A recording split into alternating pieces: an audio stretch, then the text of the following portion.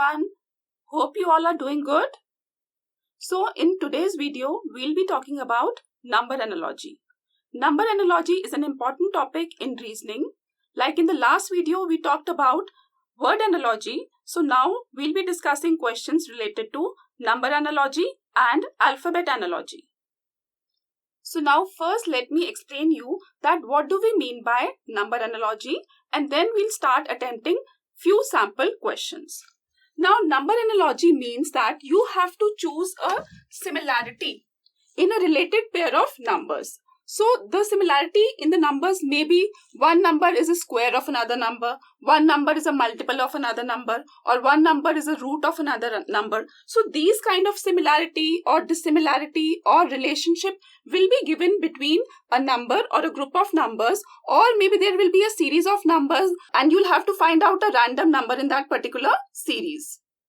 So you'll have to find a set of numbers as you will be given in the rule.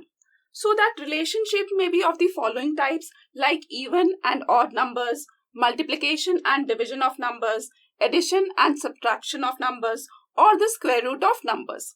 Like you are given a sample, 2 is to 4, and then you are given a 3 as the number and you have to find out the number. So as 4 is the multiple of 2, similarly 3 का multiple जो होगा that would be your answer. 3 3s are 9. So 9 will be your answer. So you'll get simple questions, and from simple you can start practicing and you can move on to complex questions. So now we'll be doing all the sample questions related to relationships in number analogy. So I hope that you have understood the concept of number analogy. ठीक है, number analogy जो है आपकी reasoning ability को test करती है. And now we'll start practicing some sample questions that will give you an idea about how you have to attempt your questions. The first question on your screen is, complete the second pair by choosing the appropriate alternative. So you are given 4 answers and you have to choose the best possible option. अब आपको देखना है कि इस series में what is the relationship between the first and the second number. The first is 49, the second is 81. Similarly 64 और आपको find out करना है. अब 49 अगर हम देखें तो 49 किसका स्क्वायर है? 7 का स्क्वायर है. ठीक है, 7 into 7 is equal to 49. Next number जब हम देखते हैं 81, 81 किसका स्क्वायर है? 9 का स्क्वायर है. So 9 into 9 is equal to 81. And what is the difference between 7 and 9? 7 plus 2. So the difference is of 2 digits. Similarly, जब हम देखते हैं 64, 64 किसका स्क्वायर है? 64 is the square of 8. 8 into 8 is equal to 64. And अगर हम 8 में 2 plus करते हैं, then we get 10. So अगर हम 10 का स्क्वायर निकालते हैं, 10 10s are 100. So 100 is there in the option? Yes. So your answer will be C. So आपने पैटर्न नोट डाउन करा है कि यहाँ पे स्क्वायर है. पैटर्न क्या है? 7 का स्क्वायर है और 9 का स्क्वायर है. इसी तरह कोई पैटर्न में क्यूब हो सकता है. और जो डिफरेंस है, अगर 7 और 9 में 2 का डिफरेंस है तो वही डिफरेंस जो है थर्ड और फोर्थ पेयर में होगा. The next question is, complete the second pair by choosing the appropriate alternative. The question तो यही रहेगा, but आपको पैटर्न देखना है. First number is 4, second number is 64. So 4 और 64 में क्या relationship है? If you know the answer, you can type it in the comments, or I'll explain you that 4 और 64 में क्या relationship है. तो अगर हम देखें 4 into 4 into 4. So अगर हम देखें 4 का क्यूब, 4 का क्यूब क्या होता है? 64. सिमिलरली यही पैटर्न सेकेंड सीरीज में फॉलो होगा. सेकेंड सीरीज में 5 इज गिवन. सो 5 का क्यूब क्या होगा? 5 multiplied by 5 multiplied by 5. So 5 का जो क्यूब होगा that would be your answer. So 5 5s are 25, 25 5s are 125. So B will be your answer. So carefully analyse, ये आपको समझना है कि फर्स्ट और सेकंड में क्या कोई एडिशन है, क्या कोई मल्टीप्लिकेशन है, क्या कोई डिवीजन है, क्या कोई क्यूब रूट है, और इस तरह के आपको एटलीस्ट वन क्वेश्चन आपका पेपर में जरूर आएगा.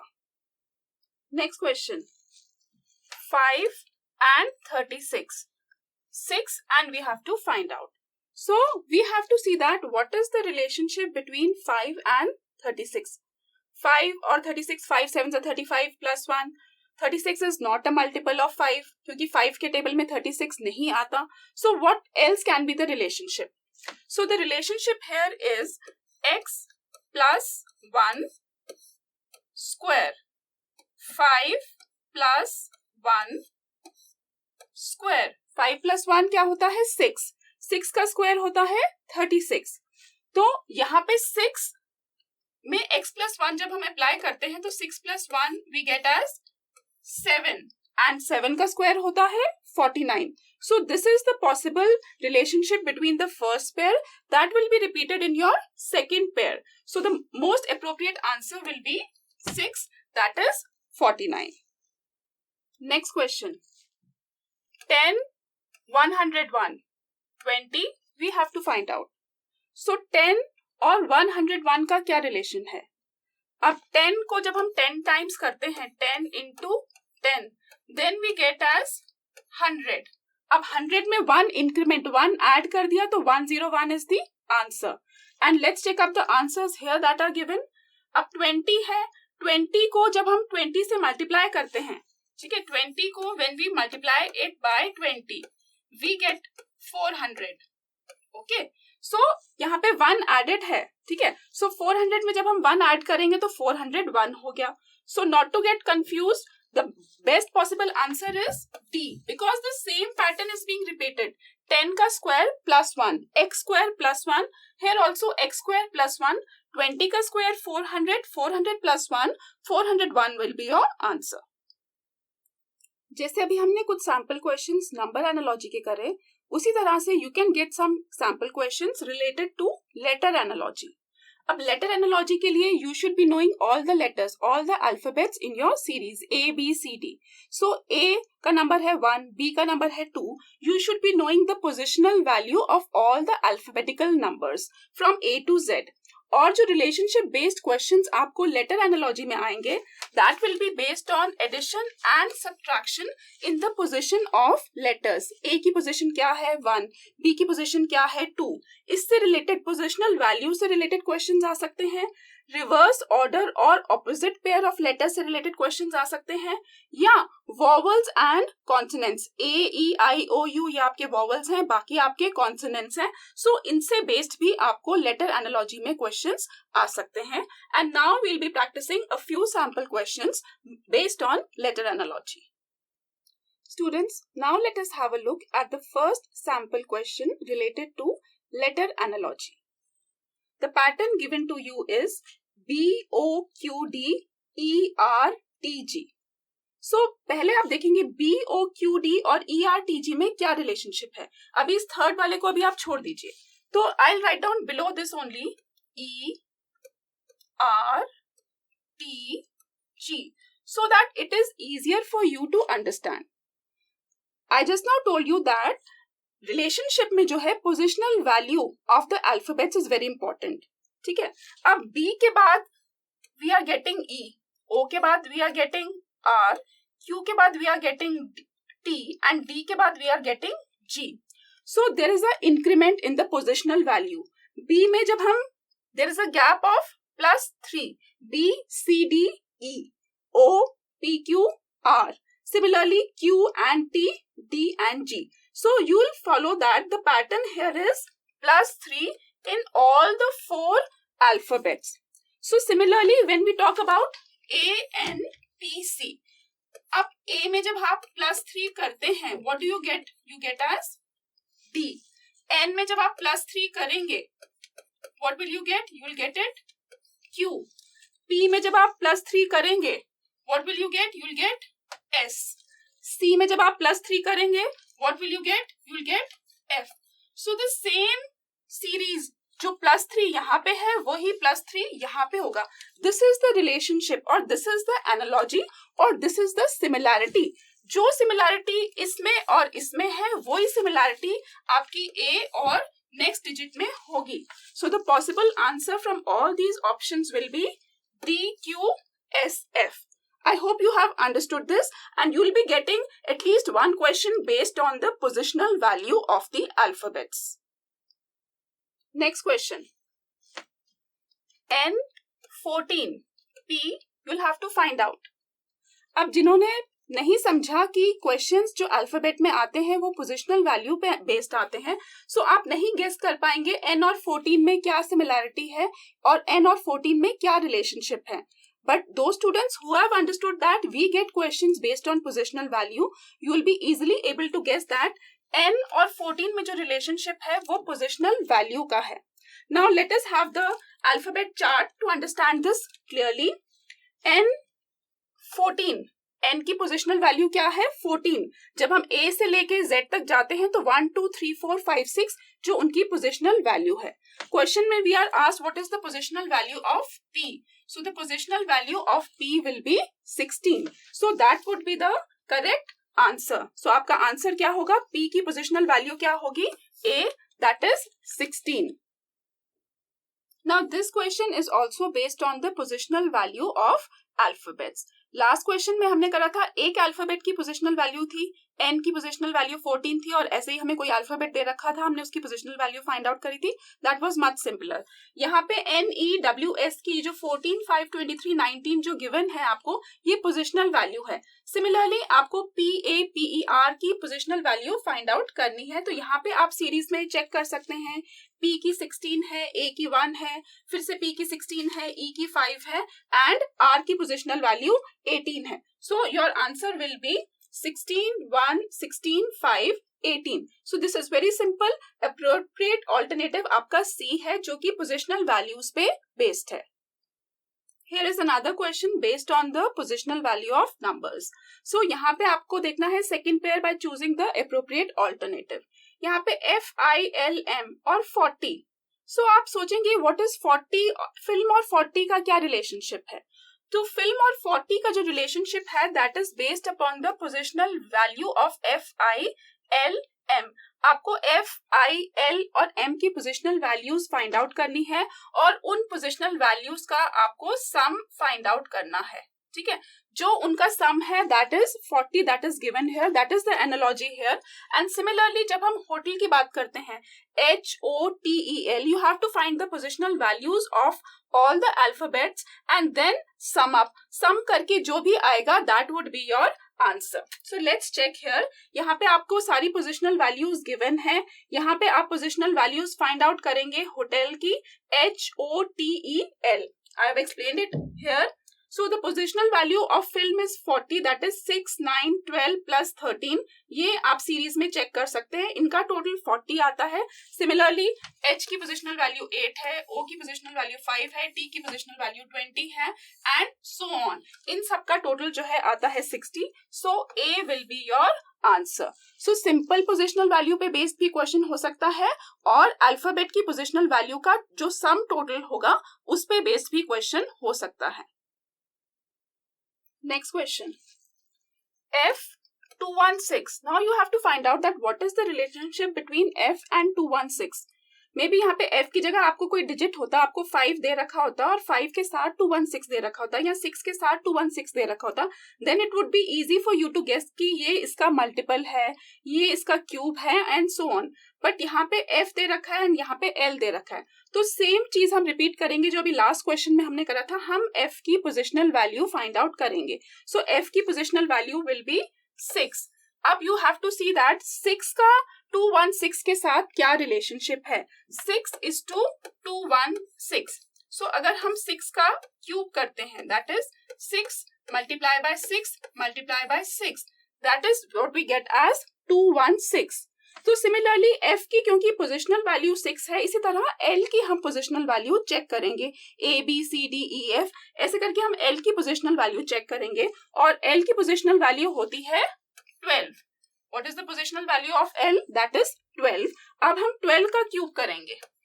सो दैट इज 12 को हम 3 टाइम्स करेंगे, 12 into 12 into 12, and the answer that we'll get is 1728. So same pattern is repeated. जो एनालॉजी यहाँ पे है वही एनालॉजी L और आपके जो आपका आंसर निकलना है उसमें होगी. अगर क्यूब है तो क्यूब होगा, अगर स्क्वायर रूट है तो स्क्वायर रूट होगा, अगर मल्टीपल है तो मल्टीपल होगा. तो सिमिलर इसी पैटर्न के बहुत सारे क्वेश्चंस आप प्रैक्टिस कर सकते हैं. Now students, let us have a look at another sample question. The pattern here is MAT and NCW. Now you have to carefully observe that M and N, A and C, T and W. What is the gap? M और N की अगर हम बात करें, M के नीचे N डालते हैं तो डायरेक्टली M के बाद N आता है, so +1. A और C, A, B, C, so the gap is +2. T and W, T and W, T, Q, U, V, W, so the gap is +3. Similarly जब हम A, P, E देखते हैं तो A, P, E एंड जो भी आपका answer होना चाहिए उसमें वही सिमिलर पैटर्न, सिमिलर गैप होना चाहिए, +1, +2 एंड +3. सो अल्फाबेट्स में आप देखेंगे A के डायरेक्टली बाद क्या आता है, B, P के बाद P, Q, R and E के बाद क्या आता है, F, G, H. So exactly the same pattern, exactly वही चीज रिपीट होगी, वही अल्फाबेट्स के में गैप होगा. So the most appropriate answer in this particular case will be BRH. तो ये गैप फॉरवर्ड में हो सकता है, बैकवर्ड में हो सकता है, किसी भी तरह का गैप हो सकता है. तीनों अल्फाबेट्स में +1 का गैप हो सकता है, +2 का गैप हो सकता है, +3 का गैप हो सकता है, फर्स्ट और लास्ट में +1 का हो सकता है, किसी भी तरह से ये पैटर्न हो सकता है. सो केयरफुली सी दैट फर्स्ट और सेकंड में जो पैटर्न है वही पैटर्न आपको थर्ड और फोर्थ में होगा. So another tricky question in front of you. The first series is TALE, the second is LATE. अब आप केयरफुली ऑब्जर्व कीजिए TALE और LATE में क्या कॉमन है, क्या सिमिलर है, क्या डिसिमिलर है, क्या पैटर्न इसमें है जो FACE फेस और जो आंसर जो आपको फाइंड आउट करना है फ्रॉम द गिवन आंसर्स में होगा. So let's write down LATE. We need this to understand the pattern. ठीक है, LATE जो फोर्थ डिजिट है वो तो सेम ही आ गया, फोर्थ डिजिट E का E आ गया. अब T यहाँ पे आ गया एंड L यहाँ पे आ गया. सो ये फर्स्ट पोजीशन है, ये थर्ड पोजीशन है और ये फोर्थ पोजीशन है, और जो सेकंड पोजीशन है that is same. So there is a interchange of the position first and third, तभी तो we get LATE, and the fourth is just like as it is, there is no change. Similarly FACE में अगर हम same repeat करके देखते हैं, FACE में अगर हम सेम रिपीट करते हैं, so C will come here, F will come here, A में A यहीं पे रहेगा एंड E यहीं पे रहेगा. so क्या ऑप्शंस में से ये कोई आंसर है CAFE? yes, CAFE is the B option. Same pattern is repeated, first and third का इंटरचेंज है. So there will be questions based on interchange of the position of alphabets also. Last question में क्या था, positional value पे based थे. ये question क्या है, interchange in the position of alphabets. So keep in to mind that questions किसी भी तरह से हो सकते हैं, पोजिशनल वैल्यू पे बेस्ड हो सकते हैं, नंबर के स्क्वायर्स हो सकते हैं, नंबर के क्यूब्स हो सकते हैं, और एक्सचेंज और interchange of the value in the position of your alphabets भी हो सकते हैं. Now let us practice another sample question. AZYB CXWD. अब इसके नीचे हम लिख देते हैं तो इजी होगा अंडरस्टैंड करने में आपके लिए. CXWD. A और C में कितना गैप है, B और D में कितना गैप है, ABC +2 का गैप है, B और D में कितना गैप है, BCD +2 का गैप है. अब X और W ये तो पहले आते हैं सीरीज में, मतलब ये रिवर्स में चल रहे हैं. सो XYZ, ठीक है, -2 का गैप है, WXY -2 का गैप है. तो पैटर्न आप देख रहे हैं, जैसे किसी क्वेश्चन में मैंने आपको बोला +1 का हो सकता है, +2 का हो सकता है, +3 का हो सकता है. फर्स्ट और फोर्थ में ABC +2 का है, सेकेंड और थर्ड में -2 का है. सेम पैटर्न जो है आपका EVUF और जो आपका आंसर है उसमें आना चाहिए। EFG +2, F +2 क्या आएगा?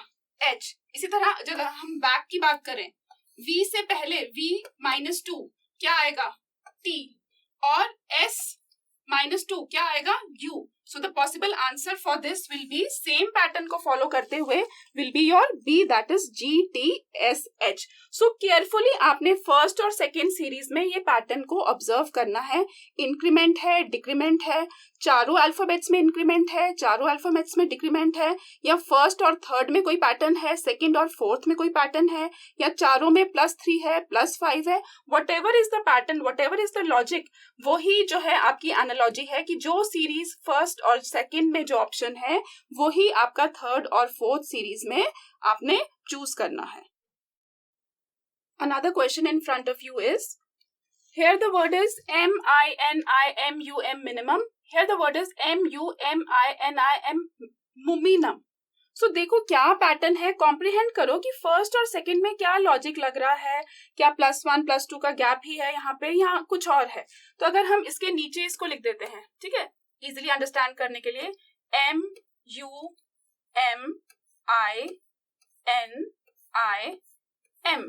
सो क्या पोजिशंस में चेंज है? सो अगर आप ध्यान से ऑब्जर्व करेंगे तो मिनिमम में जो लास्ट वर्ड है M, यहाँ पे वो फर्स्ट है, यहाँ जो सेकेंड लास्ट है U, यहाँ पे वो सेकेंड है। तो मतलब ये M यहाँ पे आ गया, U यहाँ पे आ गया, M यहाँ पे आ गया, I यहाँ पे आ गया, N यहाँ पे आ गया, I यहाँ पे आ गया, M यहाँ पे आ गया।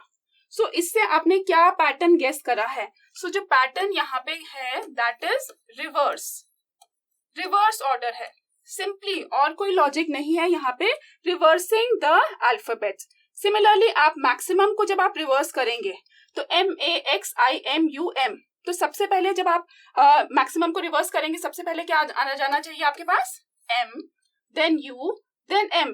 ये जो 3 डिजिट आए इसी से आप गेस कर सकते हैं यहाँ पे आंसर क्या होना चाहिए। MUMIXAM, तो MUMIXAM। सो बिना किसी डाउट के आपका करेक्ट आंसर क्या है? C। सो ऐसा भी लॉजिक हो सकता है कि जहां पे सिंपली कोई पोजिशनल वैल्यू नहीं है, कोई +2 +3 नहीं है, बट सिंपली क्या है, रिवर्स कर रखा है। Another tricky question in front of you. First one is winner, second one is IWNNRE। Now previous question में क्या था कि रिवर्स हो रखा था, बट क्या ये रिवर्स है? REN नहीं, ये रिवर्स नहीं है। सो मे बी यहाँ पे कुछ और पैटर्न फॉलो हो रहा है, कुछ और लॉजिक लग रहा है। तो अगर हम विनर के नीचे यहाँ पे IWNNRE लिख देते हैं तो जरा आप देखिए कि क्या पैटर्न फॉलो हो रहा है। यहाँ पे W और W, यहाँ पे I। सो फर्स्ट और सेकेंड जो डिजिट है या फर्स्ट और सेकेंड जो अल्फाबेट्स हैं उनकी जो पोजीशन है वो इंटरचेंज हुई है। सिमिलरली N एंड N की पोजीशन, क्योंकि वो सेम है तो N और N ही हो गया, और E और R की पोजीशन। सो यहाँ पे what we are doing is we are interchanging the position of first and second, third and fourth, fifth and sixth। यही पैटर्न यहाँ पे आ गया है IWNNRE। सिमिलरली जो थर्ड वर्ड आपको गिवन है LOOSER, अगर आप उसमें पोजीशंस इंटरचेंज करते हैं तो L और O की जो पोजीशन इंटरचेंज होगी that will B O and L। S और O की पोजीशन जब इंटरचेंज होगी that will B S and O। E and R की पोजीशंस जब इंटरचेंज होगी that will B E and R। ठीक है, so what will be your answer? OLSORE। OL, sorry मैंने यहाँ पे गलत लिख दिया है, यहाँ पे R की पोजीशन इंटरचेंज होगी तो R, और E इधर जाएगा RE। So OLSORE, that would be your answer. So ये क्वेश्चन किस पे बेस्ड है? Interchange in the positional value. सारी पोजीशन भी चेंज हो सकती है, जैसे प्रीवियस क्वेश्चन में था कि पूरा उसका ऑपोजिट हो गया, विनर का क्या हो गया? RENNIW। बट यहाँ पे जो पैटर्न आप ऑब्जर्व कर रहे हैं दो में पोजीशंस इंटरचेंज है और सेम चीज आपके थर्ड और फोर्थ में रिपीट होगी, OLSORE। So this will be the most appropriate answer for this question. So in this video, students, we have practiced different sets of questions based on number analogy and alphabet analogy. I hope आपको ये सब समझ में आएंगे. अगर आपके पास कोई doubts है, कोई क्वेश्चन आपको समझ में नहीं आया, तो आप कमेंट सेक्शन में हमें लिख सकते हैं. And we'll be practicing more such questions based on analogy and other intelligence topics. Till then, keep watching our videos and subscribe to our YouTube channel. Thank you all.